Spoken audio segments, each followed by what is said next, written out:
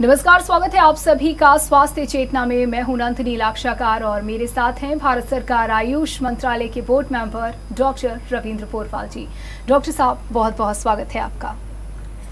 तो दर्शकों, स्वास्थ्य चेतना में हम बात करते हैं स्वास्थ्य से संबंधित परेशानियों की, और कोशिश ये रहती है कि चर्चा ऐसी हो जिससे समाधान निकले और वो समाधान आप तक पहुंचे। अक्सर कोशिश होती है कि छोटे छोटे नुस्खे ऐसे आप तक पहुंचाए जाएं जो लगते तो छोटे हैं लेकिन फायदा उनसे बहुत बड़ा पहुंचने वाला होता है और बड़ा परिवर्तन यहाँ पर हमारे जीवन में इसका देखा जाता है। वहीं आज के विषय की अगर बात की जाए तो आज का विषय किस तरीके से हम जो हृदय संबंधी रोग हैं उनसे बच सकते हैं, किस तरीके से अपनी दिनचर्या में ऐसा सुधार किया जा सकता है जिनसे इस तरीके की डिजीज से बचा जा सकता है, और अगर ये हमें हो चुकी है, ये परेशानी हमें या हमारे परिवार में किसी सदस्य को हो चुकी है, तो किस तरीके से उसका ख्याल रखा जा सकता है और खतरों को कम किया जा सकता है। तो डॉक्टर साहब, जिस तरीके से मैंने विषय से तो अवगत करा दिया है अपने दर्शकों को भी, तो मैं चाहूंगी कि आप हमें ये बताएं। सबसे पहला सवाल तो यही उठता है मन में कि आखिर जो बीमारी पहले उम्र बढ़ने के साथ हुआ करती थी, उम्र हो जाने के बाद हुआ करती थी, आखिर कम उम्र में आज ये परेशानियां इतनी क्यों देखी जा रही हैं? क्या हमारी दिनचर्या इसके पीछे की वजह है? नंदिनी जी, बिल्कुल सत्य बात आपने कहा कि कुछ दशक पूर्व हृदय रोगियों की संख्या उंगलियों पे गिनने लायक थी, और वक्त के साथ धीरे धीरे ये बढ़ती गई और आज भस्मासुर की तरह समाज के सामने खड़ी हो गई है। बड़ी संख्या में लोग इससे पीड़ित हो रहे हैं। आपने कहा दिनचर्या इसका एक कारण हो सकता है जी। लेकिन दिनचर्या के अलावा और भी कई कारण हैं, जैसे मानसिक तनाव, स्ट्रेस लेवल हमारे संपूर्ण शरीर की जैव रासायनिक क्रियाओं को प्रभावित करता है, और यह हृदय घात का, हृदय संबंधी विभिन्न समस्याओं का एक बड़ा कारक बन जाता है। विलासितापूर्ण जीवन शैली, हमें जीवन शैली में बदलाव के बारे में जरूर विचार करना चाहिए अगर एक स्वस्थ जीवन जीना है जी। प्रदूषण, पॉल्यूशन एक बड़ा कारण है। आहार, आज युवा पीढ़ी जिस आहार को पसंद करती है, आयुर्वेदिक सिद्धांतों के अनुसार ये आहार रोग कारक है, विभिन्न प्रकार की बीमारियों को पैदा करने वाला है। ये आहार सेहत के लिए अच्छा नहीं है, हमारे शरीर की जरूरतों के मुताबिक पोषण प्रदान करने वाला नहीं है। तो नंदिनी जी, ऐसे बहुत से कारण हैं जो हृदय रोगियों की संख्या को तेजी से बढ़ा रहे हैं। उनमें नशा भी एक बहुत बड़ा कारण है जी। तरह तरह के नशे चल गए हैं। छोटी छोटी उम्र के बच्चे हुक्का पी रहे हैं, उन्हें यही नहीं मालूम है कि यह उनके जीवन को बीमारियों के गर्त की तरफ ले जा रहा है।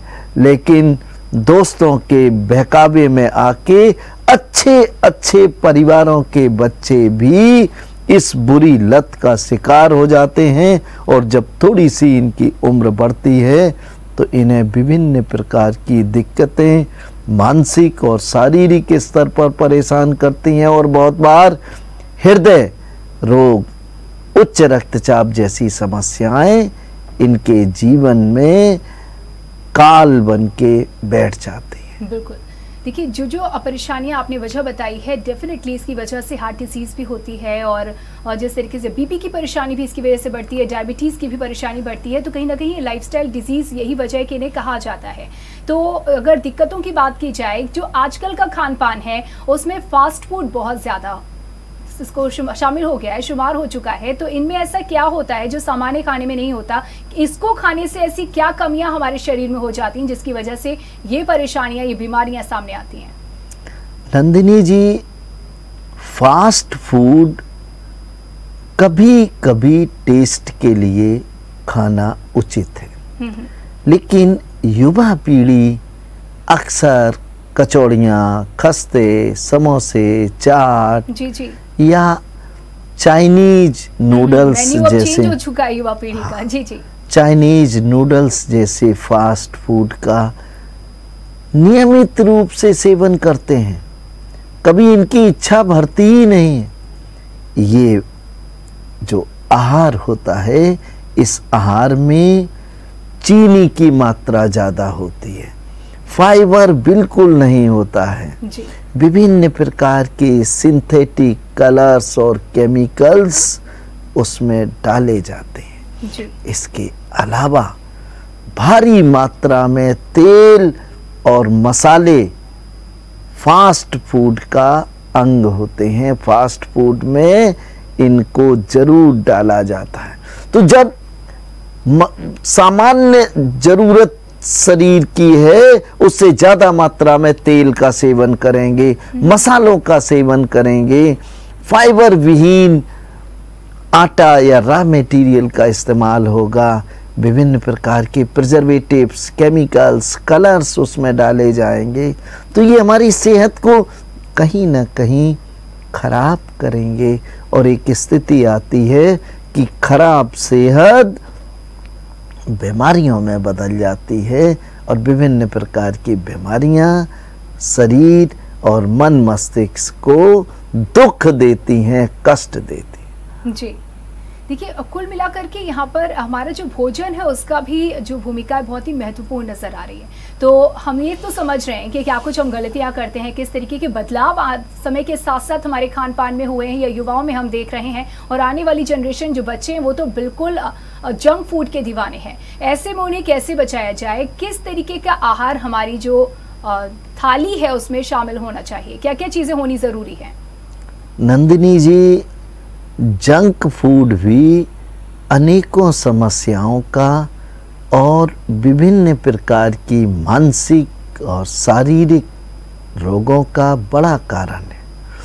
और आज के युग में जंक फूड का भी प्रचलन फास्ट फूड से कम नहीं है।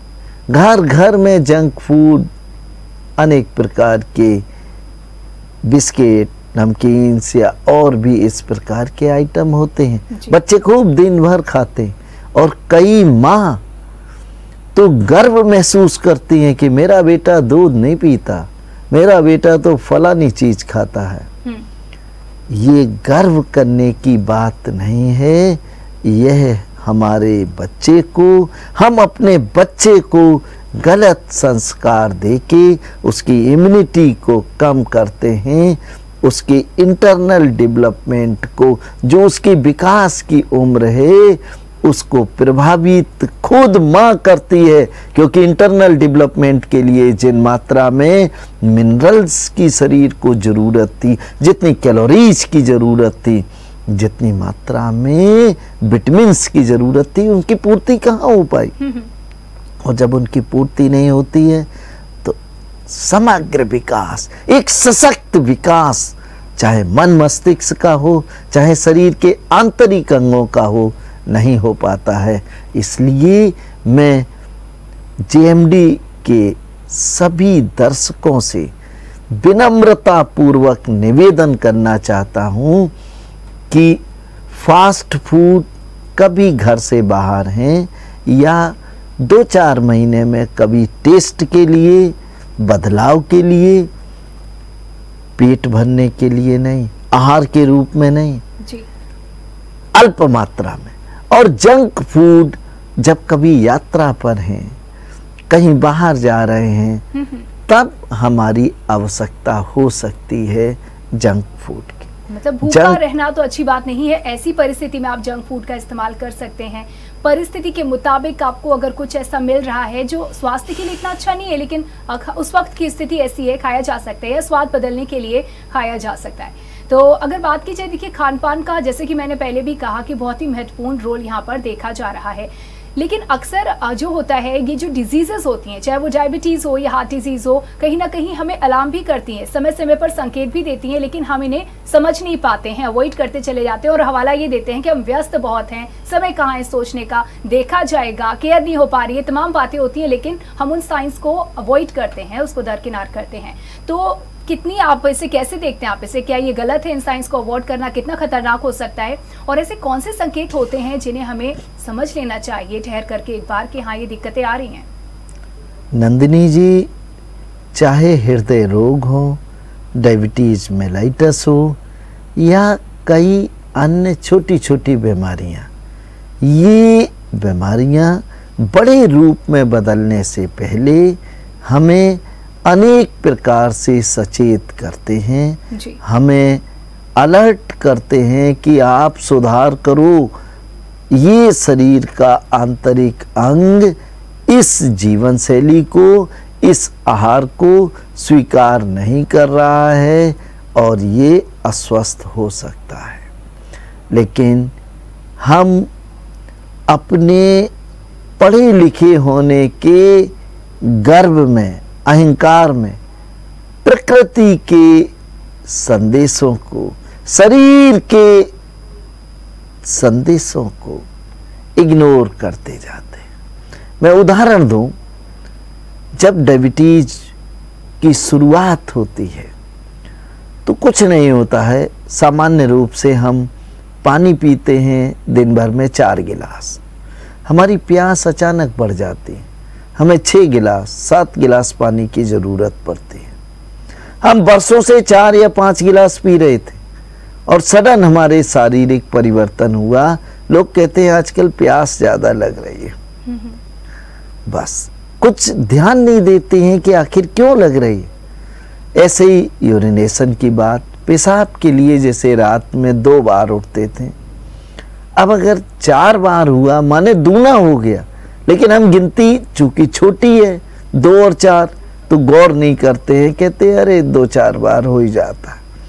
लेकिन मैं विनम्रता पूर्वक आपसे ये कहूँगा कि जब भी इस प्रकार के सिम्टम्स आए तो आप अलर्ट हो जाएं। जैसे हृदय रोग की भी बात कर ले नंदिनी जी, कि कभी कभी आपके माथे पे पसीना आ जाए और छाती पे ये दिखाई दे कि पूरी छाती पर कोई सिल रखा है, कोई पत्थर का टुकड़ा रखा है, हल्का हल्का मीठा मीठा दर्द हो रहा है, लेकिन उस दर्द के स्थान को आप तय नहीं कर पा रहे हैं, समझ नहीं पा रहे।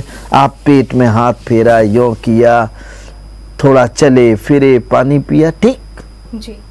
लेकिन ये स्थिति हृदय के ऊपर पड़ रहे दबाव को सूचना देती है। आपको अलर्ट हो जाना चाहिए, आपको सतर्क हो जाना चाहिए कि हम अपने हृदय की सुरक्षा, रक्षा कैसे करें।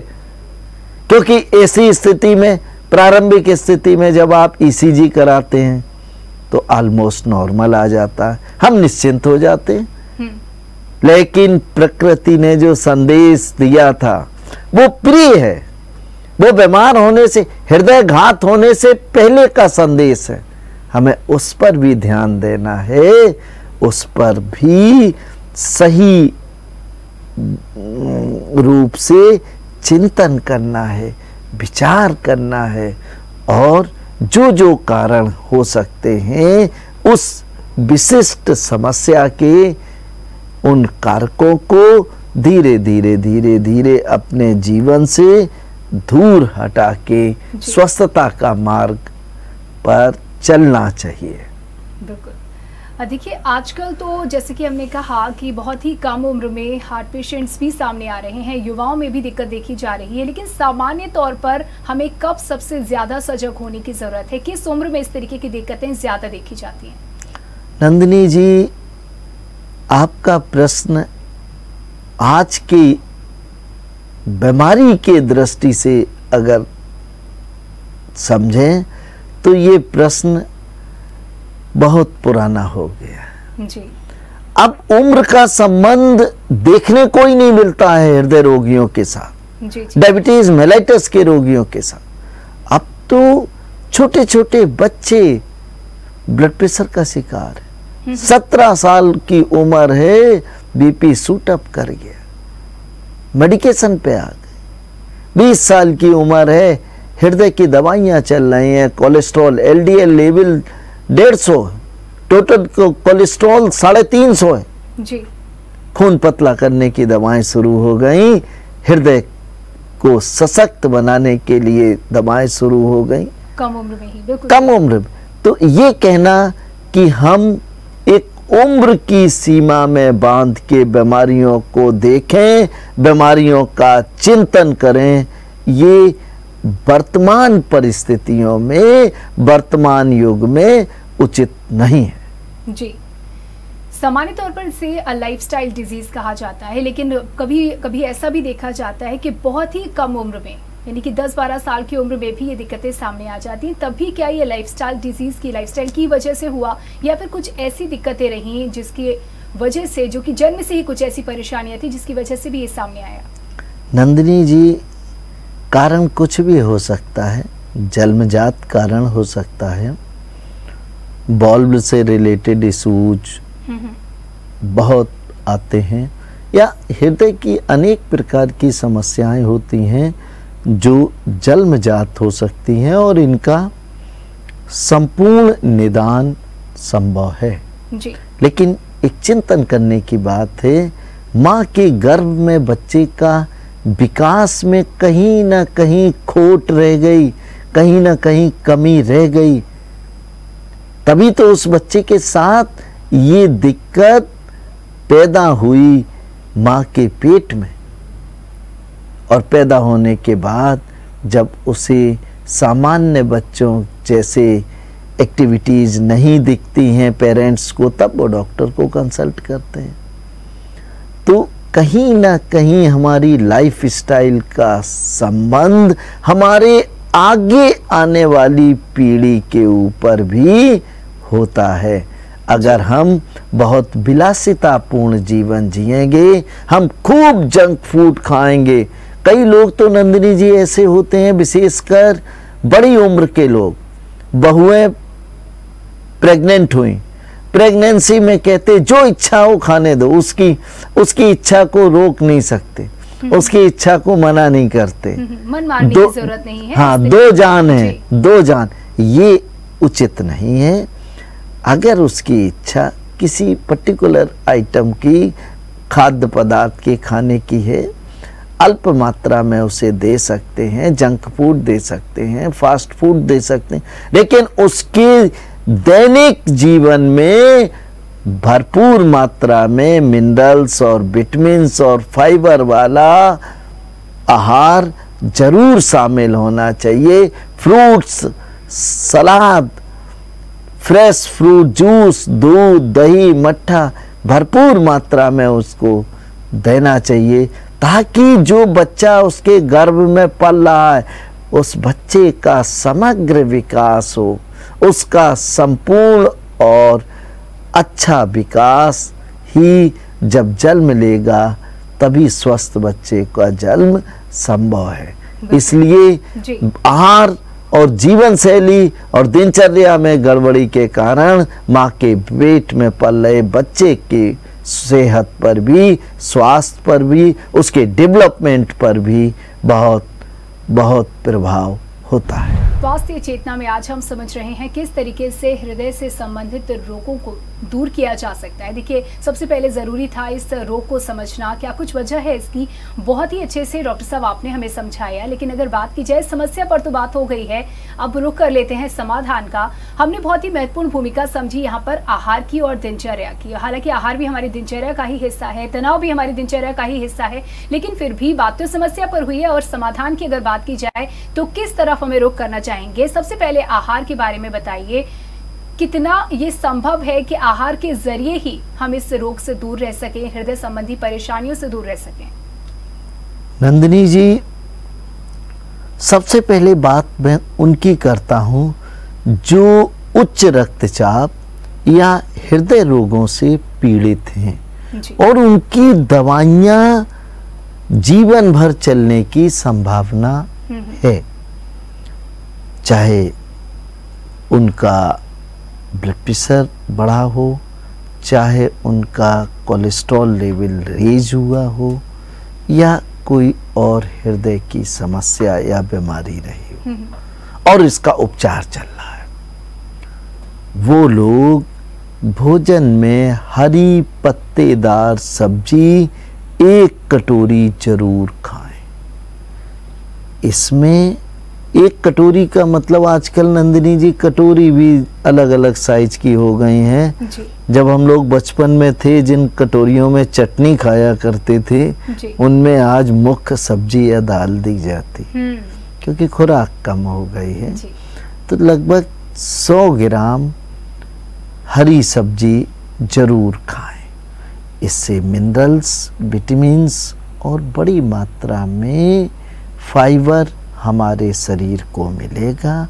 और ये फाइबर जो हरी पत्तेदार सब्जियों में होता है, विशेषकर सोया, मेथी, पालक में जो, या नारी जो बरसात के मौसम में आती है, इनका जो फाइबर होता है वो आर्टरीज के ब्लॉकेज को खोलने की क्षमता रखता है जी।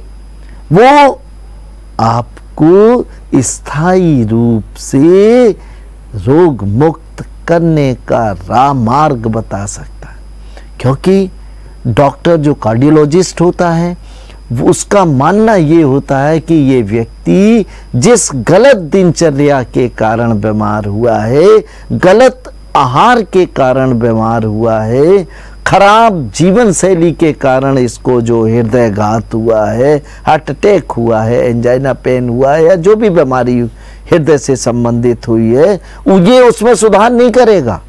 अगर सुधार कर ले तो उसे फर्दर दवाई की जरूरत नहीं पड़ेगी। मैं कहता हूं कि आप दवाइयां कतई बंद मत करिए, बंद करने का जरूरत नहीं है। जब आपका कार्डियोलॉजिस्ट कहे तभी दवाई की बंद करने की बात है।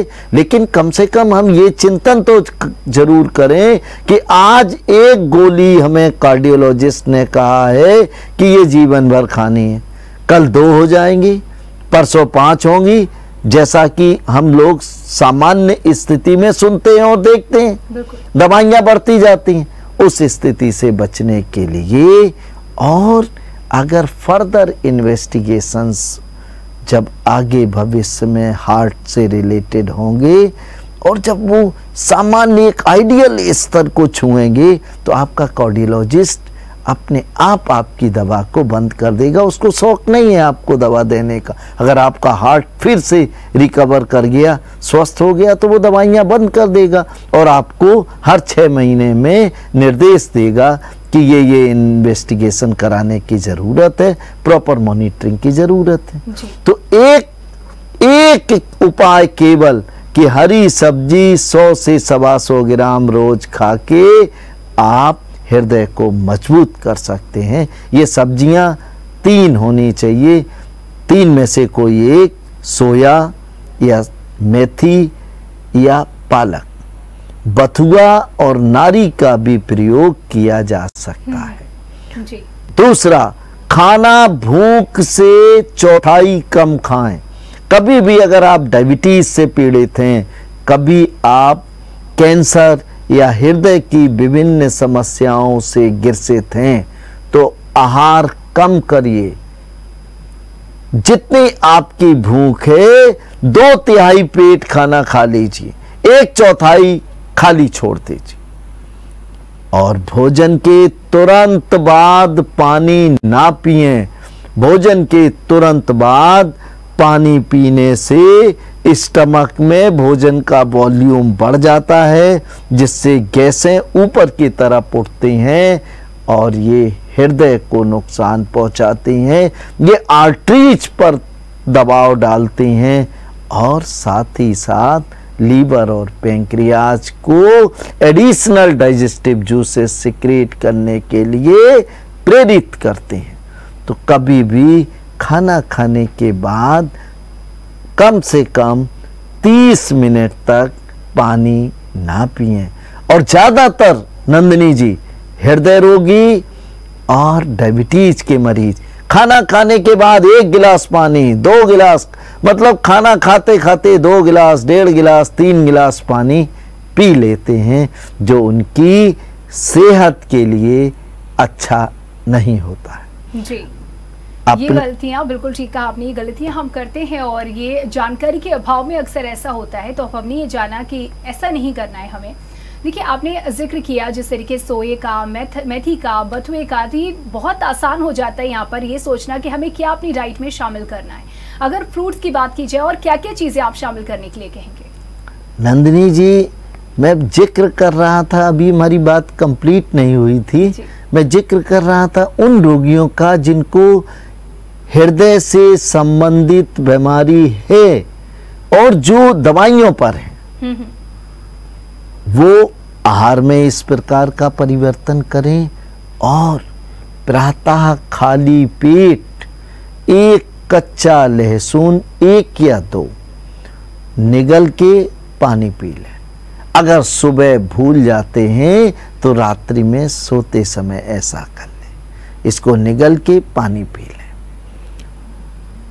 जंक फूड, फास्ट फूड बिल्कुल मत खाएं। डायबिटीज के मरीज एक बहुत बड़ी भूल करते हैं नंदिनी जी, चाय तो फीकी पिएंगे, दाल मोठ 1 कटोरी खा लेंगे। जिस दाल मोठ को आपने 1 कटोरी खाया है, उसमें 1 कप चाय में जो चीनी थी, जो कैलोरीज थी, उससे 15 गुना ज्यादा कैलोरीज, 12 गुना ज्यादा कैलोरीज ले ली। समोसा तो खाएंगे, चाय फीकी पिएंगे जी। समोसे में आलू निकाल देंगे। ठीक है, आपने स्टार्च को बाहर कर दिया, लेकिन जो मैदा है, जो फ्राइड मैदा है, क्या वो हितकारी है? नहीं है। हम आपसे इस भ्रांति को दूर करने की बात कर रहे हैं कि आप एक तो चाय पी रहे हैं, चाय में कैफीन है, निकोटिन है, जो आपकी सेहत के लिए नुकसानदायक। दूसरा, फीके पी रहे हैं। अगर फीकी पीना है तो गर्म पानी पी लो।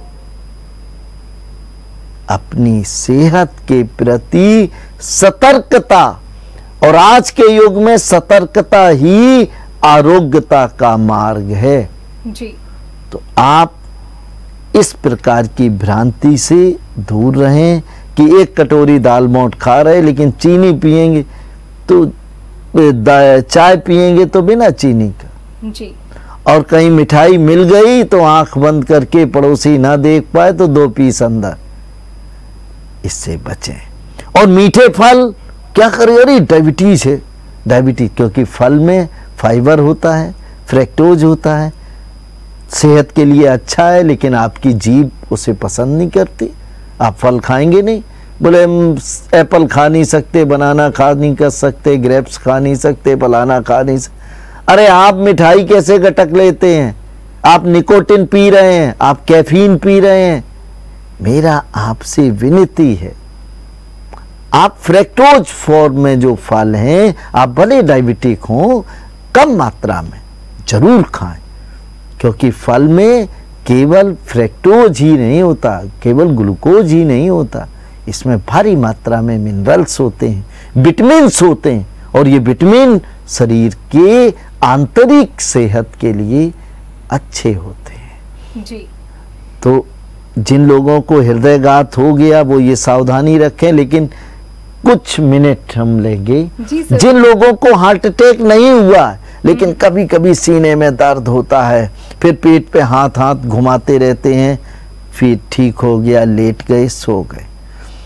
अगर लगातार 2 या 3 बार 3 महीने के अंदर छाती में दर्द हो और ये एहसास हो कि हम कोई पत्थर रखा है, कोई भारीपन है, गैस फंस गई है, मुंह से डकार नहीं आ रही है, ये लग रहा है गला चोक हो रहा है, तो ये हृदयघात के, हार्ट अटैक के लक्षण हो सकते हैं। बहुत माइनर हो सकता है ईसीजी इसको ना पकड़ पाए, लेकिन ये एक इशारा है कि आपके हृदय को नुकसान पहुंच रहा है।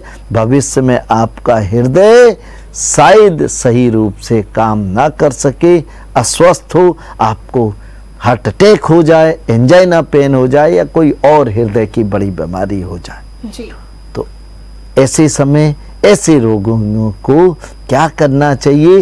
रात्रि के भोजन में पूड़ी, पराठे, बहुत तेल और स्पाइसी डाइट को बंद कर देना चाहिए। फास्ट फूड बिल्कुल बंद कर देना चाहिए, और कभी भी कुतर्क नहीं करना चाहिए कि साहब चाइना में तो यही मिलता है, वो तो बीमार होते ही नहीं। मैं कहता हूं कि चाइना में क्या होता है, आप उससे अपना वास्ता ना रखें। यहां क्या होता है उससे वास्ता रखें। ये समझें कि नशा करने वाले लोगों का लीवर डैमेज होता है, शराब पीने वालों का डायबिटीज होती है, हार्ट अटैक होता है, खराब खाना खाने वालों का लीवर नुकसान पहुंचता है, हृदय के रोग होते। आप अपने प्रति अपने लिए ईमानदार हो और अपने शुभ चिंतक हो, तब बात बनेगी। ऐसे लोग प्रातः 10 मिनट तक उठ के पदचालन की यौगिक क्रियाएं, पदचालन की दोनों क्रियाएं स्टेप 1 और स्टेप 2 कम से कम 3-3 मिनट तक करें और 2 मिनट पक्षी आसन और 2 मिनट विमानासन का अभ्यास करें। हृदय जो हार्ट की जो सेल्स कमजोर होती जा रही थी, जो आर्टरीज में स्टिफनेस बढ़ रही थी, उसमें सुधार होगा, फ्लेक्सिबिलिटी बढ़ेगी, हार्ट की कार्डियक सेल्स पावरफुल होंगी और आप एक बार फिर नई जिंदगी की तरफ बढ़ेंगे। छोटा सा उपाय करके तो देखिए, आप निराश नहीं होंगे। लेकिन जिन लोगों को सीने में बार बार दर्द हो जाता है और वो सोडा खाते हैं, पाचक गोली खाते हैं और बोले आराम मिल गया, वो एक बार कार्डियोलॉजिस्ट से भी या किसी अच्छे वैद्य से, नाड़ी वैद्य से अपनी नाड़ी को दिखा लें। वो बता देगा कि आपका हृदय सशक्त है, मजबूत है या कैसा है, क्या उपचार की जरूरत है। जी, यानी कि अपना करंट स्टेटस आप तुरंत जानिए कि क्या कुछ स्थिति चल रही है। देखिए, अगर बात की जाए एक्सरसाइज का भी आपने जिक्र किया, अमूमन होता ये है कि जब वजन बढ़ता है तो माना जाता है बढ़ता वजन तमाम बीमारियों को दावत देता है, जिनमें से हृदय संबंधी बीमारियां भी होती हैं। क्या वजह है कि वजन बढ़ने की वजह से ये बीमारियां होती हैं, या ये भी एक तरीके का संकेत है वजन का बढ़ना? इसका आपस में क्या संबंध है? नंदिनी जी, वजन का बढ़ना ओवर ईटिंग के कारण हो सकता है, स्ट्रेस के कारण हो सकता है, विलासितापूर्ण जीवन के कारण हो सकता है, आलसी श्रमहीन जीवन के कारण हो सकता है, या हेरिडिटिकली हो सकता है, पैतृक, बहुत सारे कारण हैं, बहुत अनेकों अनेक कारण हैं। लेकिन अगर वजन बढ़ता जा रहा है तो हमें जरूर चिंतन करना चाहिए कि क्या ऐसा कारण है जो हमारे शरीर के अंदर वेट पुट ऑन करा रहा है, जबकि हम सामान्य जितना पहले भोजन कर रहे थे उतना अभी भी कर रहे हैं। क्या परिवर्तन हुआ है, इसका सेल्फ एनालिसिस करें, चिंतन करें, विचार करें और वजन के बढ़ने पर लगाम लगाएं। लेकिन मैं इतना जरूर कहूँगा कि बढ़ा हुआ वजन, मोटापा किसी भी रूप में हितकारी नहीं है, स्वास्थ्यवर्धक नहीं है। अगर जरा भी आपने लापरवाही कर दी और आप मोटापा के शिकार हैं तो समझिए कि शरीर के अंदर अनेकों अनेक बीमारी अपने आप पनपने लग जाएंगी। इसलिए वजन को भी थाम के रखिए और अपने शरीर के अंदर पनप रही छोटी छोटी बीमारियों के वहीं पर दफन करने के लिए एक उचित निर्णय करिए, चिंतन करिए और उसका अनुपालन करके स्वस्थ हो जाइए। जी, देखिए, जब भी आपसे बात होती है तो जब आप घरेलू नुस्खे देते हैं वो बहुत कमाल के होते हैं। तो क्या हृदय संबंधी परेशानियां से बचने के लिए मुश्किल, मैं खास तौर पे ये कहूँगी कि ऐसा क्या चीज़ें हैं हमारी रसोई में जिन्हें आप कहेंगे कि आप अपनी जीवन शैली का हिस्सा बनाइए, जिसकी वजह से हम इस बीमारी से बचे रह सकें? नंदिनी जी, कच्चा जीरा खाली पेट सुबह चबाकर 1 गिलास पानी पीने से पित्त नियंत्रित होता है और हृदय की अधिकांश बीमारियों में एसिडिटी, हाइपर एसिडिटी या ज़्यादा मात्रा में पित्त बनना एक बड़ा जिम्मेदार कारक होता है। कच्चा जीरा सुबह 1 चम्मच चबा चबा के खाएं, ऊपर से पानी पी लें, ये बहुत हितकारी है, बहुत लाभकारी है। दूसरा, गाजर और टमाटर हृदय के लिए रामबाण महाऔषधियों में एक है। अगर गाजर का रस एक आंवला डाल के निकाला जाए घर में और 1 गिलास प्रतिदिन पिया जाए तो जिनका कोलेस्ट्रॉल, टोटल कोलेस्ट्रॉल 300 से ऊपर और लगभग 400 को टच कर रहा है, ये 3 महीने में ही 200 के नीचे आ जाएगा और 5-6 महीने में 150, बिना किसी औषधि के एक छोटे से प्रयास से। लेकिन जिनकी आर्टरीज में जबरदस्त स्टिफनेस है, आर्टरीज में ब्लॉकेज शुरू हो गया है, उन लोगों को फाइबर युक्त भोजन करने के साथ साथ एक लहसुन, कच्चे लहसुन का भी सेवन करना चाहिए। आंवला ऐसे रोगियों के लिए महाऔषधि से कम नहीं है। विटामिन सी भरपूर मात्रा में लें। विटामिन सी की कमी से हृदय पर बहुत बुरा असर होता है, इसलिए दाल और सब्जी में खटाई के स्थान पर नींबू निचोड़ के खाएं, नींबू पानी पिएं। नींबू का किसी भी रूप में सेवन हितकारी होता है। आंवला भी बहुत लाभकारी है। जी देखिए, नींबू के लिए तो आपने बताया कि भाई दाल में नींबू निचोड़ लीजिए या नींबू पानी का सेवन कर लीजिए, लेकिन लहसुन और आंवला इसका अक्सर इस्तेमाल क्या करते हैं, लहसुन हम जानते हैं सब्जी में भून करके खाना, तो क्या ये तरीका सही होगा? या फिर अगर आंवले की बात की जाए तो हम आंवले के नाम पर आंवले का मुरब्बा, आंवले के अचार से परिचित हैं, तो ये दो नुस्खे आपने बताए, 2 उपाय बताए हैं, तो किस तरीके से इसका सेवन किया जाए? नंदिनी जी, लहसुन को कच्चा ही खाना है। लहसुन को बहुत से लोग धनिया के साथ चटनी बना के खा लेते हैं जी। वो सेवन कर सकते हैं, किया जा सकता है, लेकिन सब्जी में भून के फ्राई करके लहसुन की औषधि गुण खत्म हो जाते हैं, ऐसा ना करें। आंवले के बारे में भी महत्वपूर्ण है कि आंवला जो बाजार का होता है उस आंवले का जूस निकाल लिया जाता है मशीनों के माध्यम से। घर में भी जो आंवला रखा जाता है उसको गोद के उसका रस निकाल के फेंक देते, फिर उसे चूने के पानी में रखते हैं ताकि उसमें रस रत्ती भर बना ना बचे। वही रस तो कीमती है, उसी में तो विटामिन है, उसी में तो आँखों को नई जिंदगी देने की ताकत है, उसी में तो बालों को सफ़ेद से काला करने की ताकत है, लेकिन वो पौष्टिक चीज़ तो नाली में चली गई। बस उसका फाइबर बच गया जो हम शक्कर की चाशनी में डाल देते हैं और इस उम्मीद के साथ खाते हैं कि इससे हमारे सफ़ेद बाल भी काले हों, या काले ना भी हो तो कम से कम जो काले हैं वो सफ़ेद ना हो, वो झड़े नहीं जी, ये तो उम्मीद रखते हैं। तो वो उम्मीद कहाँ पूरी होती है। इसलिए आंवले का मुरब्बा जब घर में बनाएं तो आंवला जितना आंवला हो उतनी ही चीनी एक कुकर में डाल दें और धीमी आंच पर उसको रख दें।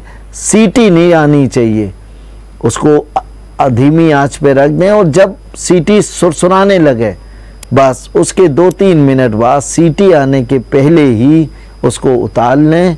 फर्स्ट क्लास आंवले का मुरब्बा तैयार है। इसमें छोटी इलायची या गुलाब जल डाल के आप शीशे कांच के बर्तन में रख दें और इसका सेवन करें। बहुत हितकारी है, बहुत लाभकारी है। बिल्कुल। तो देखिए, ना तो आपको किसी खास दवा का सेवन करना है, ना ही सारे काम काज छोड़कर आराम करना है। स्वस्थ रहने के लिए करना सिर्फ इतना है कि जो आपकी जीवन शैली है उसमें परिवर्तन करना है और आहार कुछ ऐसा लेना है जो आपके लिए दवा का काम कर जाए। और इसमें ये जानकारियां डेफिनेटली आपकी बहुत मदद करेंगी। धन्यवाद सर इन तमाम जानकारियों के लिए। तो आज के स्वास्थ्य चेतना में इतना ही। अगले एपिसोड में फिर एक ऐसे ही विषय के साथ हो जाएंगे हाजिर। फिलहाल के लिए दीजिए इजाजत। नमस्कार। अगर आपको हमारा वीडियो पसंद आया हो तो हमें लाइक करें, सब्सक्राइब करें और ज्यादा से ज्यादा शेयर करें। और हाँ, बेल आइकॉन दबाना ना भूलें ताकि हर खबर का अपडेट आप तक पहुंचे तुरंत। आप हमें इंस्टा, ट्विटर और फेसबुक पर भी फॉलो कर सकते हैं। हमारी आईडी है @JMT News Flash।